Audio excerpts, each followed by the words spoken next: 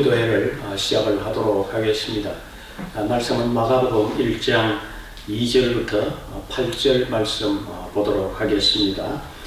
화면을 보시면서 다 함께 한 목소리로 읽도록 하겠습니다. 선지자 이사야의 글에 보라, 내가 내 사자를 네 앞에 보내노니 그가 네 길을 준비하리라.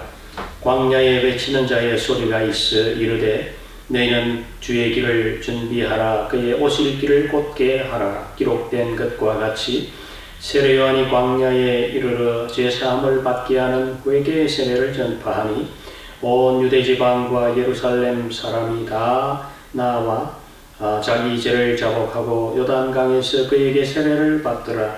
요한은 낙타털 옷을 입고 허리에 가죽띠를 띠고 메뚜기와 석청을 먹더라. 그가 전파하여 이르되 나보다 능력 많으신 이가 내 뒤에 오시나니 나는 굽혀 그의 신발끈을 풀기도 감당하지 못하겠노라. 나는 너희에게 물로 세례를 베푸었거늘 그는 너희에게 성령으로 세례를 베푸시리라. 아멘. 마가가 마가복음을 기록했다는 것은 여러분들 다 아십니다.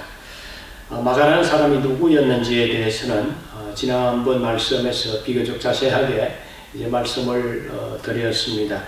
혹 궁금하신 분은 지난 3월 7일 금요기도회 말씀을 참조하시기를 바랍니다. 마가가 마가복음을 시작하면서 제일 먼저 소개하는 사람이 세례 요한입니다. 예수님이 이 세례 요한에 대해서 소개하면서 했던 말은 아주 유명하죠. 여자가 낳은 자 중에서 가장 위대한 사람이라고 예수님이 세례 요한을 소개를 했습니다.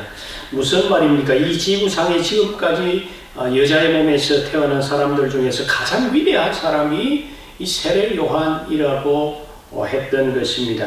참으로 엄청난 칭찬이 아닐 수가 없습니다. 역사 속에서 그 누구보다도 위대했던 사람이 세례 요한이라고 그렇게 예수님이 지금 평가를 하고 있는 것입니다.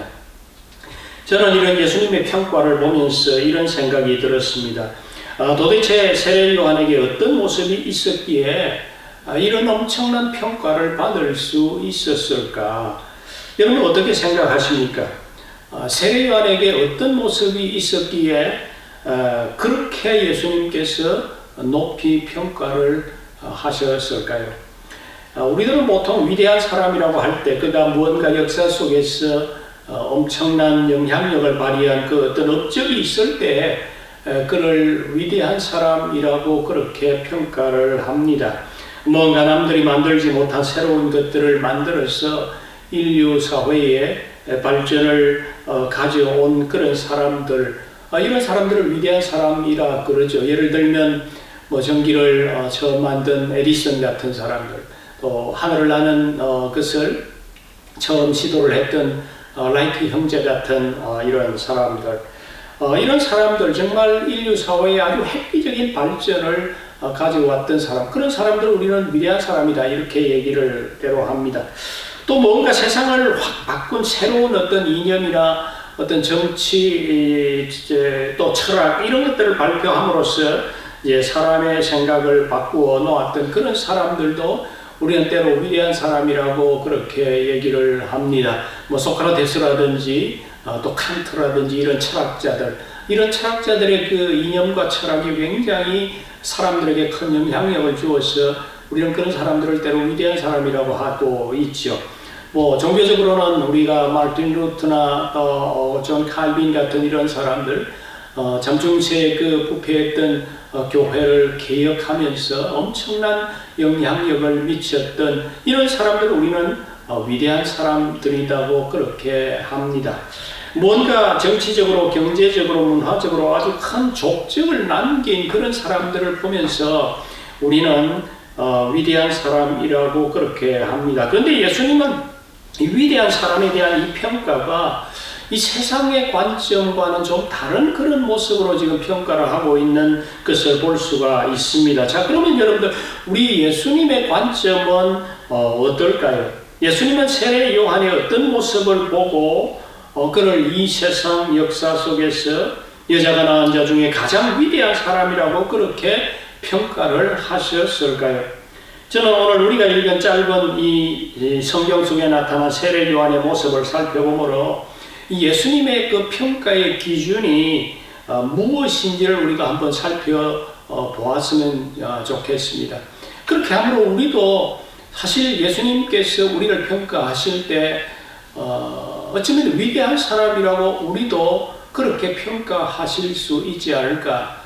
그러면서 이 세례 요한을 바라보면서 예수님께서 세례 요한의 어떤 모습을 보면서 이렇게 위대한 사람이라고 평가를 하셨는지를 우리가 한번 살펴봤으면 좋겠습니다.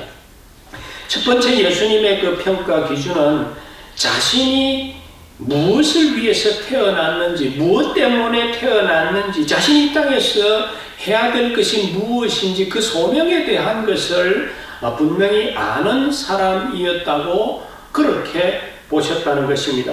오늘 말씀에서 분명히 드러나는 것은 세례 요한은 자신의 소명이 무엇인지를 분명히 알았던 그런 사람인 것이 분명합니다. 원래 예수님은 우리 인간을 창조하실 때 사람이 이 땅에서 해야 될 사명을 주셨습니다. 창세기 1장 28절에 보면 그 사명을 이렇게 표현하고 있습니다. 하나님이 이르시되 생육하고 번성하여 땅에 충만하라. 땅을 정복하라. 바다의 물고기와 하늘의 새와 땅에 움직이는 모든 생물을 다스리라고 했습니다. 이 땅의 모든 자연과 동식물과 환경과 이 세상의 모든 영역을 다스리면서 그렇게 살아가라는 소명을 사람에게 주셨다는 것입니다.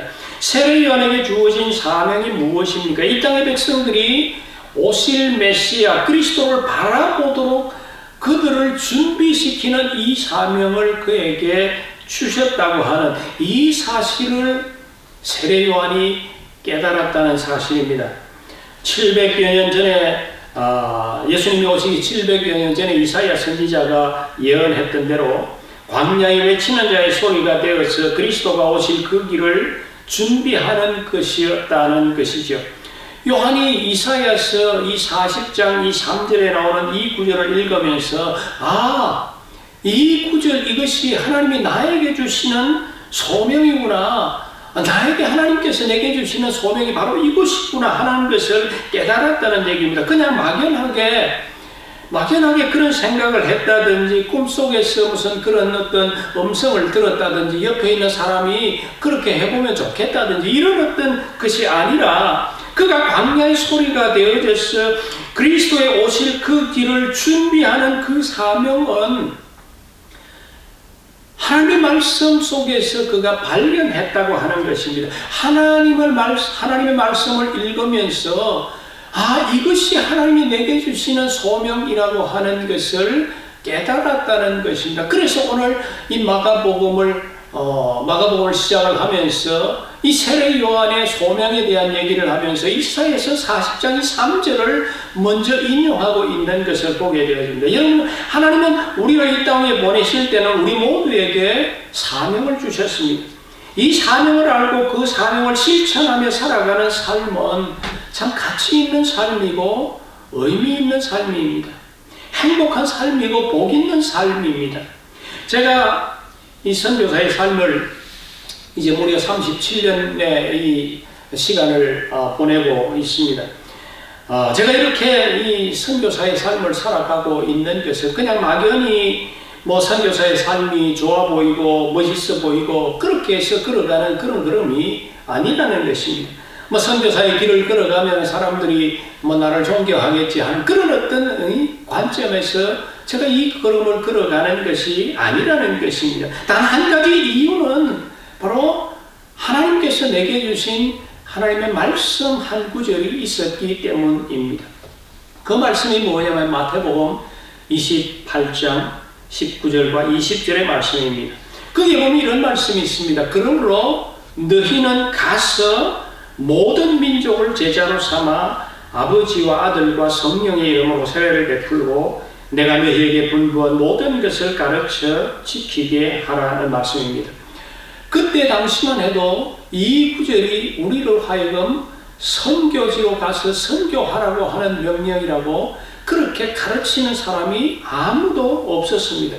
그런데 어느 날 제가 말씀을 읽는 가운데 너희는 가서라고 하는 이 구절에 제 시선이 꽂혔습니다.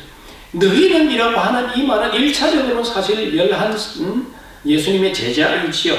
그런데 넓게는 우리 모든 예수님을 따르는 제자, 우리 모두에게 이 말씀을 하시는 것이라는 것을 깨닫는 순간 하나님의 이 말씀은 나에게 모든 민족에게 가서 그리고 그들을 제자로 삼으라고 하는 이 명령을 내게 지금 하시는 것이구나 하는 것을 저는 깨닫기를 시작을 한 것입니다. 그래서 저는 이 걸음을 시작을 했고 또 지금까지 후회 없이 이 걸음을 걸어가고 있습니다. 사랑하는 성도님 여러분들 어떻습니까? 예수님을 따르는 제자로서 여러분들이 분명한 소명이 있으십니까? 하나님 여러분들에게 주신 삶의 소명을 이루고 그렇게 살아갈 것입니까? 세례요한은 하나님이 주신 이 소명을 이루기 위해서 어떻게 했습니까? 오늘 읽은 말씀에는 나오지 않습니다만 사람들을 향해서 회개하라, 천국이 가까워왔느니라 하면서 외치면서 그렇게 소명을 실천하기를 시작을 했습니다. 그리스도를 맞이하기 전에 먼저 해야 될 것은 죄로부터 우리가 돌이켜 회개하는 것이라고 소리 높여 그가 외쳤습니다. 그리고 회개의 정표로 그가 세례를 베풀었던 것을 보게 됩니다. 여러분, 우리는 사명, 소명이라고 할 때 우리는 늘 목사, 선교사들이 사명을 받는 것이라고 그렇게 생각하는 경향이 있습니다만 그런 것이 아닙니다.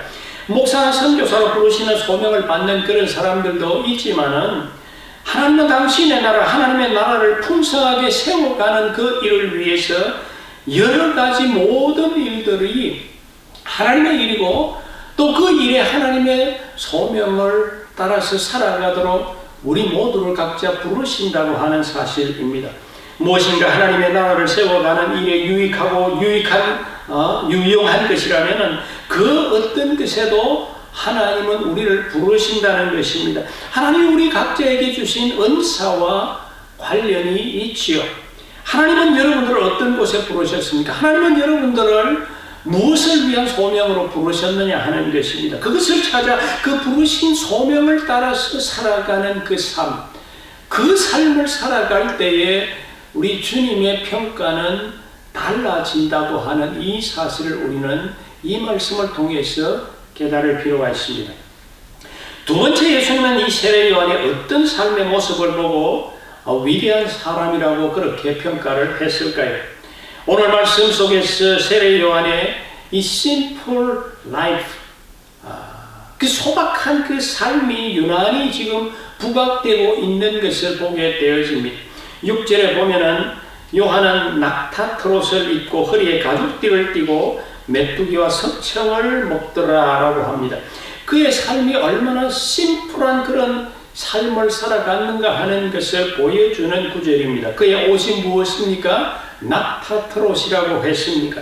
낙타트롯이라고 하니까 오늘날 밍크트롯을 생각하는 분이 혹 있을는지 모르겠습니다만은 이 낙타트롯은 그렇지 않습니다. 그때 당시에는 서민들이 입는 그런 어떤 소박한 옷이었던 것입니다. 당시 일부 부자나 관료들은 자기의 신분을 과시하기 위해서 화려하게 장식한 그런 어떤 허리띠를 띠는 그런 습관이 있었습니다만은 이 세례요한은 그냥 소박한 장식 없는 가죽띠를 그냥 띠고 있는 그런 어떤 모습을 그리고 있는 것입니다. 또 먹는 것도 메뚜기와 석청이라고 합니다. 역시 마찬가지로 서민들이 먹는 음식입니다. 오늘날에는 석청, 야생꿀이 귀한 음식으로 통합니다만 당시에는 흔하게 야생에서 구할 수 있는 아마 그런 어떤 음식이었던 것입니다. 이런 모습으로 이 세례요한이 살아갔다는 얘기입니다.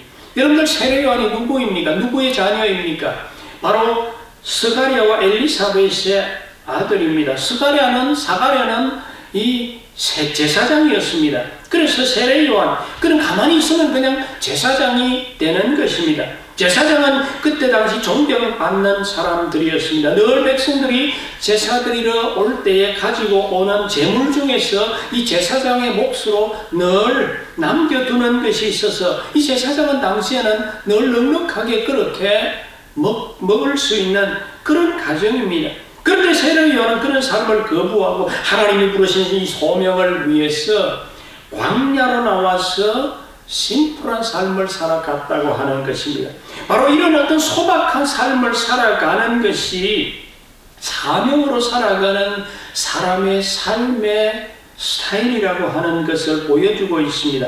그래서 초대교회로부터 시작해서 중세교회 때까지는 이 청민하게 살아가는, 이 소박하게 심플하게 살아가는 이런 어떤 모습, 이것이 소명받은 그리스도인의 삶이라고 하는 것을 사람들이 이해하고 그렇게 많이 살아가려고 애썼던 그리스도인들이 있었던 것을 우리가 보게 됩니다. 그런데 오늘날 근대 현대로 넘어오면서 그런 개념이 우리 가운데 점점 사라지고 있습니다. 이 심플 라이프가 요즘 우리들에게 있어서는 굉장히 생소한 그런 개념인지 모르겠지만, 그러나 여러분들, 우리가 그리스도인으로 있는 살아가면서 하나님의 나라를 세워가는 것을 생각하면서 우리는 심플한 삶의 스타일을, 그 정신을 놓치고 살아가서는 안 된다고 하는 사실입니다.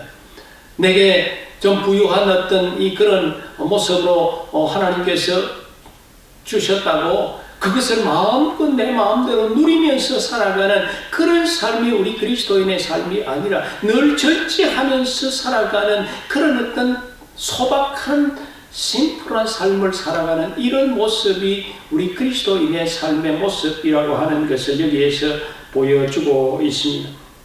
요한이 살았던 곳은 광야입니다. 광야가 어떤 곳입니까? 이스라엘 백성들이 하나님의 약속의 땅 가나안에 들어가기 위해서 반드시 거쳐야 했던 곳이 광야였습니다. 광야야말로 오늘날 이 땅에 살아가고 있는 그리스도인들이 있어야 할 삶의 자리를 가장 상징적으로 그렇게 보여주는 표현이라고 생각합니다.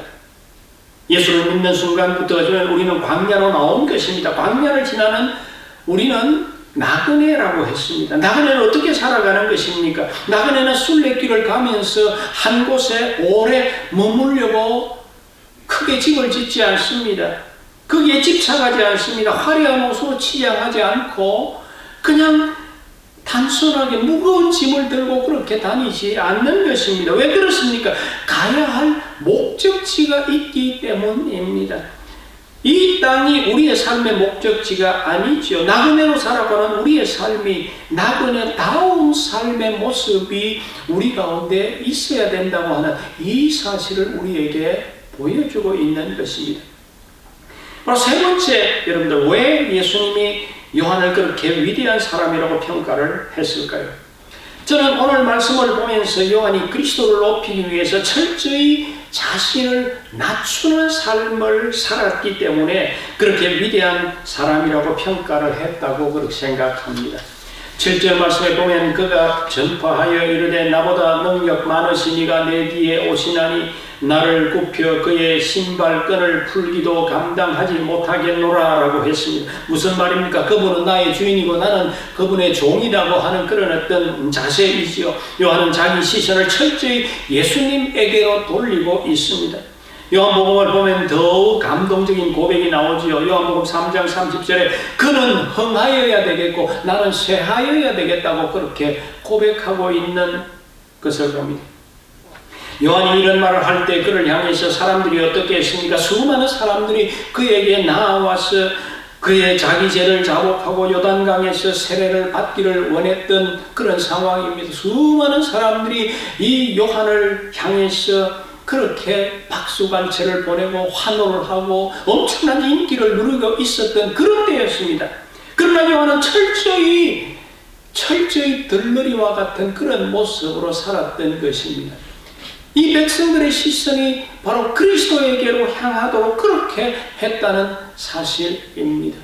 나는 그의 신발끈도 풀기도 감당하지 못하겠노라. 이것이 그의 고백이었고 그는 흥해야 되겠고 나는 쇠해야 되는 존재라고 하는 이런 고백으로 철저히 우리 주님만 높이는, 주님만 영광스럽게 하는 그런 모습으로 그가 살았다고 하는 것입니다. 코리 텐 붐이라고 하는 네덜란드의 할머니가 있었습니다. 2차 대전, 세계대전 때 유대인들을 은신처에 숨겨주었다고 하는 제목으로 포로 수용소에 갇혀서 참 온갖 고난과 역경을 당했던 그런 분이었습니다. 그가 수용소에서 참 자기 여동생과 함께 거하면서 참 엄청난 고통을 당했던 그런 시간들이 있었습니다. 그러다가 어떻게 자기의 여동생은 수용소에서 죽고 자기만 살아나왔습니다. 그 뒤에 네덜란드와 독일에서 전쟁의 상처를 안고 살아가는 사람들을 돌보고 그렇게 하면서 살아가면서 그는 하나님께로부터 받은 엄청난 그 은혜로운 감정을 그가 가슴에 품게 되어졌습니다. 그래서 그 감정을 주변의 사람들과 함께 조금씩 나누다가 보니까 점점 사람들로부터 참 그 간정을 듣고 싶어 하는 사람들이 점점 많아지게 되어졌습니다. 그래서 전 유럽을 다니면서 그가 간정을 할 때마다 아주 큰 부흥이 일어나고 회개의 역사가 일어나는 그런 일들이 있게 되어졌습니다. 심지어는 미국까지 건너가서 간정을 했습니다. 그때마다 사람들은 그를 향해서 정말 끝없는 박수갈채를 보내고 했습니다. 그런데 그녀는 이상하게 기뻐하거나 즐거워하는 그런 눈치가 전혀 보이지를 않았습니다. 그래서 하도 궁금해서 어느 기자가 그에게 물었습니까? 여사님, 어떻게 사람들이 그렇게 환호하는데 어떻게 그렇게 기뻐하지 않으십니까? 그때 이 코리텐 이 부음여사는 딱 한마디를 했습니다. 나귀가 주인 행세를 해서는 안 되지요 하는 이 한마디를 했습니다. 무슨 말입니까? 종려주일날 예수님이 나귀를 타고 예루살렘에 입성할 때 백성들이 뭐라고 외쳤습니까? 호산나 호산나 다윗의 자손이여 하면서 참 이 종려나무 가지를 펴고 그들의 끝옷을 땅에 내려놓으면서 그렇게 환영했던 그런 어떤 장면들을 우리가 성경에서 읽어보고 있죠. 그런데 나귀가 그 환호를 받으면서 그 사람들이 자기를 향해서 환호하고 기뻐하고 박수갈채를 보낸다고 착각을 해서는 안 되죠. 예수님을 향해서 사람들이 그렇게 환호를 하고 있는데 나귀가 그렇게 해서는 안 된다고 하는 것입니다. 이 코리텐 부음 이 여사가 바로 그런 생각을 하고 있는 것. 내가 이렇게 간증을 하면서 사람들이 이 간증을 듣고 참 정말 회개하고 엄청난 부흥의 역사가 일어나고 나를 향해서 박수갈채를 보내고 하지만은 이것은 내가 잘해서가 아니라 정말 이 간증을 통해서 우리 주님이 영광을 받으셔야 되기 때문에 나는 나귀와 같은 존재이고 주님이 영광을 받으셔야 될 존재이기 때문에 내가 기뻐해서는 안 되는 존재다 하는 이런 생각을 했던 것입니다. 말씀을 뵙겠습니다. 여러분들, 왜 예수님이 세례 요한을 그렇게 위대한 사람으로 평가를 했습니까? 오늘 말씀에서 우리는 세 가지를 찾아볼 수가 있었습니다. 첫 번째는 요한은 자기의 소명을 분명히 깨달은 사람으로 소명으로 살아간 사람이라고 하는 사실입니다. 우리도 하나님이 우리를 이 땅 위에 보내실 때 우리로 하여금 이 땅 위에서 행하시기를 원하시는 하나님의 소명이 우리에게 분명히 있을 텐데 우리가 그 소명을 깨닫고 소명을 붙들고 그렇게 살아가는 그런 성도가 되어야겠습니다. 두 번째는 예수님이 요한을 위대한 사람으로 평가한 이유는 그 소명을 위해서 자신만을 위해서 누리는 삶이 아니라 하나님의 나라를 세워가기 위해서 어떤 심플한 소박한 삶을 살아가는 그런 모습의 삶을 보였다고 하는 거죠. 그래서 우리가 그리스도인의 삶을 살아가면서는 심플 라이프로 살아가는 이런 어떤 모습, 이런 정신을 우리가 잃어버리고 살아가서는 안 된다고 하는 사실입니다.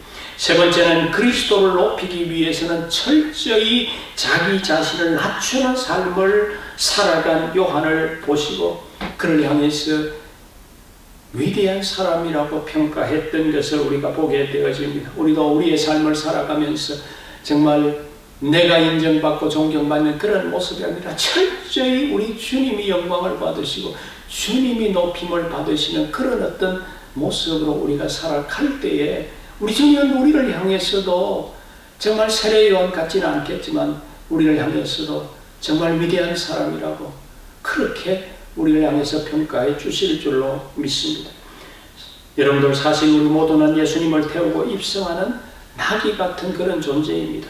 우리가 아무리 열심히 섬겨도 결국에는 영광을 받으셔야 될 분은 우리 예수 그리스도이십니다. 결국 우리도 예수님을 전하는 광야의 소리라는 그런 어떤 생각을 가지고 그런 어떤 삶의 가치관을 가지고 살아갈 때에 우리 주님이 우리를 향해서 기뻐하시고 우리를 위대한 사람이라고 그렇게 평가해 주실 줄로 믿습니다. 이 말씀 우리가 기억하면서 우리 모두가 정말 위대한 사람이라는 평가받는 그런 모습으로 살아가는 그런 우리 성도들 되시기를 주의 이름으로 축원합니다.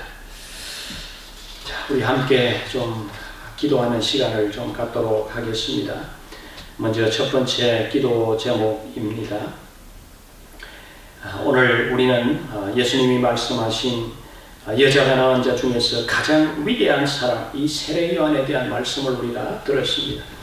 예수님이 무엇 때문에 이 세례 요한의 어떤 모습 때문에 그렇게 그를 높이 평가했는지에 대한 말씀을 들었습니다.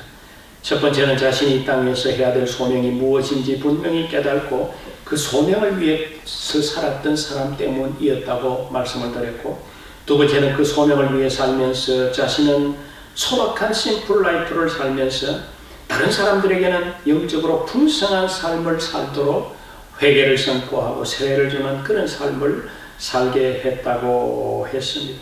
세 번째는 예수 그리스도를 높이기 위해서 예수 그리스도께 모든 영광을 돌려드리는 철저히 자신을 낮추는 그런 삶을 살았던 이런 모습 때문에 그렇게 위대한 사람이라고 평가를 받았습니다. 우리의 자신을 돌아보십시다. 과연 나는 세례 요한과 같은 그런 모습으로 살아가고 있는지, 과연 나는 나를 보내신 하나님의 부르심에 합당한 모습으로 소명의 삶을 살아가고 있는지 살펴보십시다. 내 삶을 돌아보십시다. 풍요로움을 누리면서 그렇게 누리고만 살아가는 그런 삶은 아닌지, 그리스도인의 심플한 그런 삶의 모습을 누리는데 내가 가지고 있는지 우리가 살펴보십시다. 그리고 진짜 나를 높이며 사는 것이 아닌지, 과연 나는 예수 그리스도를 높이며 그분의 영광을 드러내는 그런 삶을 살아가고 있는지 우리가 함께 살펴보면서 다 함께 우리가 기도하도록 하겠습니다. 다 함께 본성을 함께 기도합니다.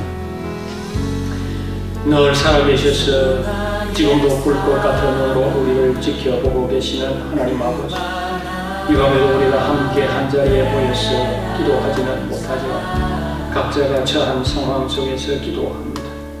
특별히 오늘 주신 세례 요한을 통해서 우리의 삶을 돌아볼 수 있게 해주셔서 진심으로 감사를 드립니다. 한간으로 태어나서 이처럼 예수님으로부터 여자가 낳은 자 중에 가장 위대한 자라고 평가를 받았던 세례 요한의 삶을 배우게 해주셔서 감사합니다. 과연 우리는 예수님이 이 땅에 보내실 때 하나님 우리를 통해서 기대하시는 이 소명을 붙들고 그 소명을 이루며 살아가고 있는지를 돌아보게 해주시옵소서. 그냥 나 자신의 삶의 풍요로움을 위해서 아둥바둥 살아가는 삶을 살아가고 있지는 않은지, 우리를 돌아볼 때 너무도 하나님 앞에서 죄송스럽고 미안한 생각이 났습니다.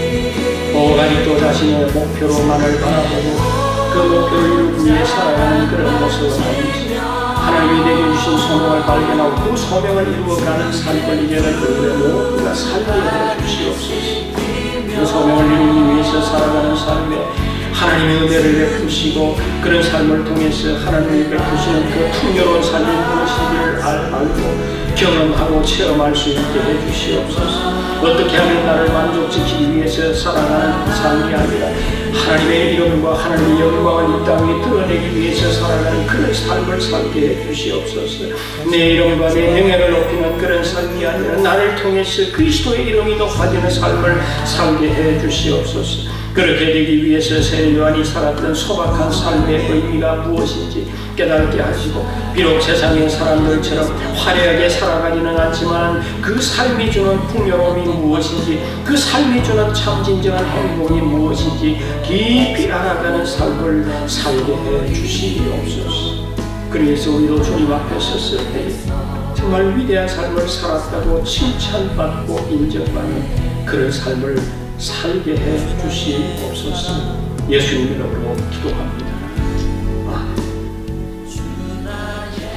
두 번째 기도 제목을 드리도록 하겠습니다. 지난주에도 우리 기도했지만 다시 한 번 더 우리 대한민국을 불쌍히 여겨달라고 한번 기도하십시다. 중국에서 시작된 이 바이러스로 수많은 사람들이 고통 가운데 있습니다.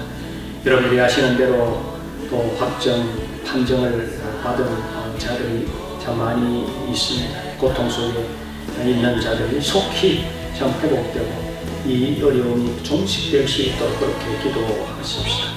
성경에서 전염병은 하나님의 진노하심의 표현이라고 했습니다.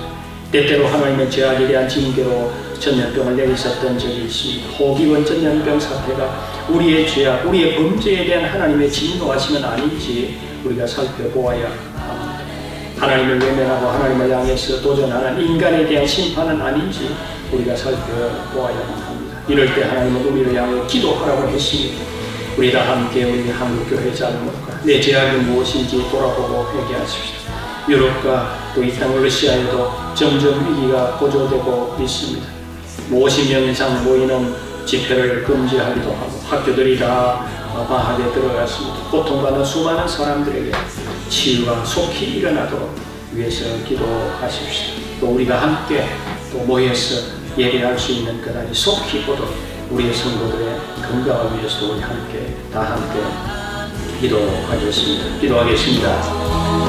살아계신 하나님 아버지, 전 세계가 코로나 바이러스로 인해서 고통당하고 있습니다. 특별히 중국과 우리 한국과 일본, 이탈리아, 이란, 또 외온 유럽과 또 우리가 살고 있는 이 땅 러시아까지도 바이러스가 창궐하고 수많은 사람들이 죽어가고 죽음의 공포에 떨고 있습니다. 그래서 수많은 사람들의 활동이 제한되고 질병의 염려와 고통 가운데 떨고 있습니다. 하나님 아버지, 속히 이 재앙이 끝날 수 있도록 긍휼을 베풀어 주시옵소서. 하나님 아버지, 우리가 분명히 아는 것은 참사한 바이고 하나님의 시너들어지지 않는다고 합니다. 이런 엄청난 재앙이 전 세계로 임하고 있는 것은 분명히 하나님이 우리에게 이 재앙을 통해서 하시고자 하는 메시지가 분명히 있을 줄로 믿습니다. 하나님의 말씀 속에서는 이런 전염병은 우리의 죄악으로 인한 하나님의 진노하심이라고 했습니다. 하나님 아버지, 하나님을 믿는 우리 하나님의 백성들이 하나님 앞에서 자신을 돌아보게 하옵소서. 하나님을 믿는다 하면서 정말 하나님을 신뢰하지 못하고 여전히 내 힘을 믿고 내 믿음과 본을 믿고 내 자리와 권력을 믿고 살아가고 있는 우리들입니다. 하나님을 예배하면서 온 마음과 힘과 정성과 뜻을 다하여 예배하고 찬양해야 되는데 그냥 습관적으로 예배하고 기도하고 찬양하고 있는 그런 모습을 아니었는지 하나님이 우리들의 모습들을 우리가 바라봅니다. 용서해 주시옵소서. 우리가 하나님의 백성이라고 하면서 하나님 제일주의로 살지 못하고 내 삶에 내가 문제인 모습으로 살아가고 있습니다. 수많은 거짓과 속임과 가난과 도둑질과 탐심이 우리 가운데 넘치고 있습니다. 하나님 우리의 모든 잘못을 고백하오니 용서하시고 우리에게 긍휼을 베풀어 주시옵소서. 특별히 하나님 아버지여 중국의 선교단을 파송하고 주관하고 교회를 인도하고 하나님을 믿는 자들을 가두고 우리에게 주는 타락을 멈추게 하시고 하나님 앞에서 겸손해질 수 있게 해주시옵소서. 하나님을 두려워할 줄 알게 해주시옵소서. 무엇보다도 이번 전염병 사태로 말미암아 우리 한국교회는 하나님 앞에서 예배의 소중함을 깨닫게 하시고 예배를 삶의 최우선으로 두고 살아가는 것이 얼마나 귀중한 것인가를 깨달을 수 있는 그런 기회가 되게 해 주시옵소서. 우리가 함께 예배하는 것이 얼마나 소중한 것인지 우리가 분명히 알고 그렇게 이제는 예배하는 것을 우리의 온 마음을 다해서 할 수 있도록 도와주시옵소서. 유럽의 전 역병이 창궐해지고 있습니다. 우리가 살고 있는 이 러시아 땅도 하나님이여 점점 그런 상황이 오고 있습니다. 하나님이여 학교들이 휴교하고 집회 금지령이 내려고 국경을 폐쇄하고 있습니다. 이럴 때일수록 이 하나님의 뜻 앞에서 겸손해지는 우리들 되게 해 주시옵소서. 속히 이 위기가 사라져 정말 우리가 함께 예배하는 그날이 속히 올 수 있도록 하나님 도와주시옵소서. 그래야므로 하나님께 예배하는 기쁨이 우리 가운데 충만할 수 있는 그날이 우리 가운데 있게 해 주시옵소서. 예수님 이름으로 기도합니다. 아멘.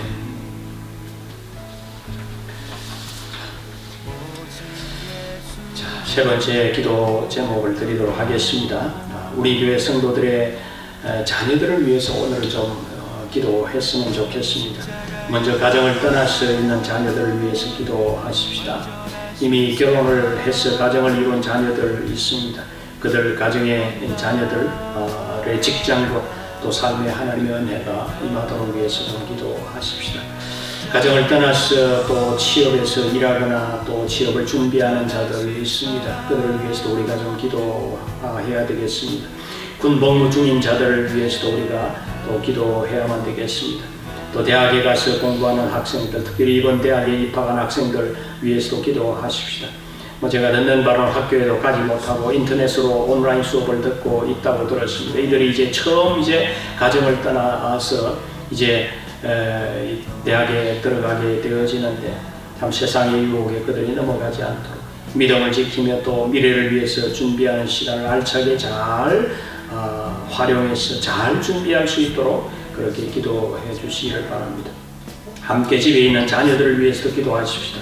요즘 바이러스로 학교를 가지 못한다고 들었습니다. 이 기간 알차게 잘 보낼 수 있도록 기도하시고 이들의 앞날을 축복해 달라고 기도하십시다.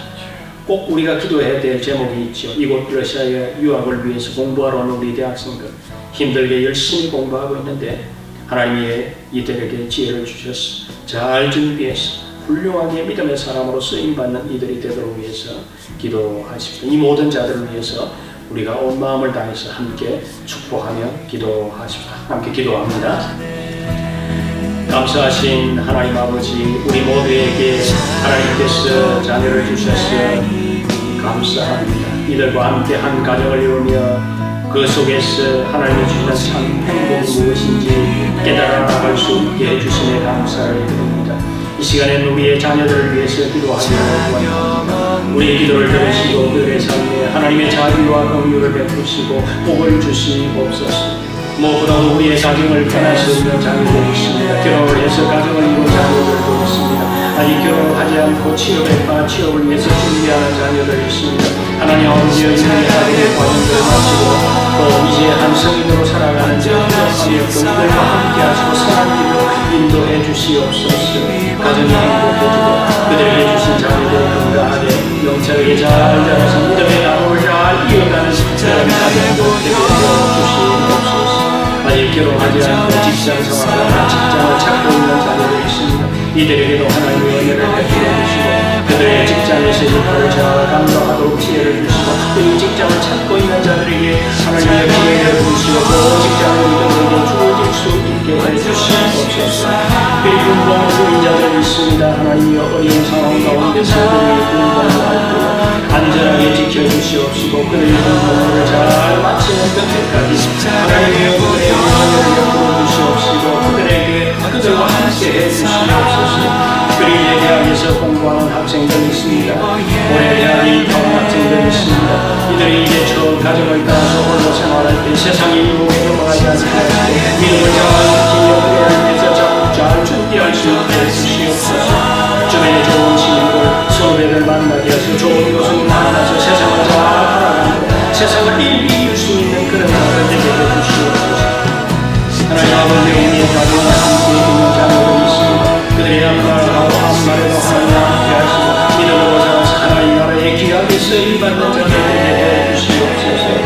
하나님 아버지, 무엇보다도 이 땅 러시아의 포로를 따라서 혼자 유학으로 온 우리 대학생들 하나님 그들을 붙들어 주시옵소서. 힘들게 열심히 공부하고 있습니다. 이들에게 지혜를 주셔서 잘 준비할 수 있게 하시옵소서. 이들이 이곳에서 유혹에 넘어가지 않게 하시고 범죄하는 자리에 빠지지 않도록 지켜주시고 믿음으로 자라서 하나님 나라의 귀하게 쓰임받을 수 있는 자를 다 되게 해주시고 무엇보다도 하나님께서 참 그들에게 주신 소명이 무엇인지를 깨달아 알아서 그 소명대로 살아가는 사람들이 다 되게 해주시기를 바라고 원하옵나이다. 하나님 아버지의 이런 역경으로 해서 하나님의 능력 앞에 인간이 겸손해지고 하나님을 알 수 있는 때가 되고 하나님의 예배를 사모하는 자들이 더욱 많아질 수 있는 그런 날이 오게 해주시옵소서. 모든 것을 하나님께 돌려드립니다. 예수님 내 뜻보다 크신 주님의 계획 자유롭게 기도하면서 기도를 마치도록 하겠습니다. 주님만 의지해 주 안에서 내 영혼 안전합니다.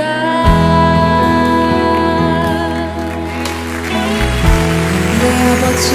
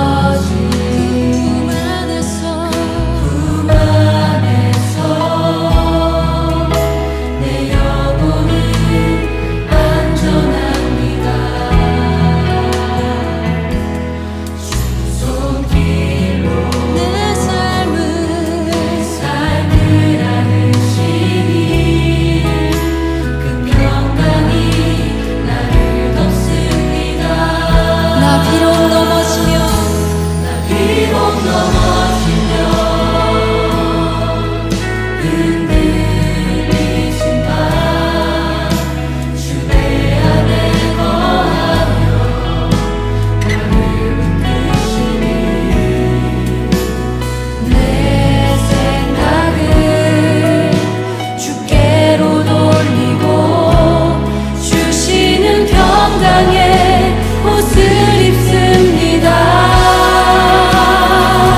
주 약속 안에서 내 영혼 평안해.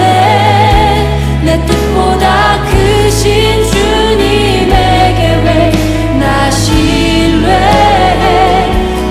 두려움 다 내려놓고 주님만 의지해. 주 안에서 내 영혼 안전합니다. 주 약속 안에서 내 영혼 평안해. 내 뜻보다 크신 주님의 계획 나 신뢰해. 두려움 다 내려놓고 주님만 의지해. 주 안에서 내 영혼 안전합니다. 나 비록 넘어지면 흔들리지만 주 내 안에 거하며 나를 붙드시. 내 생각을 주께로 내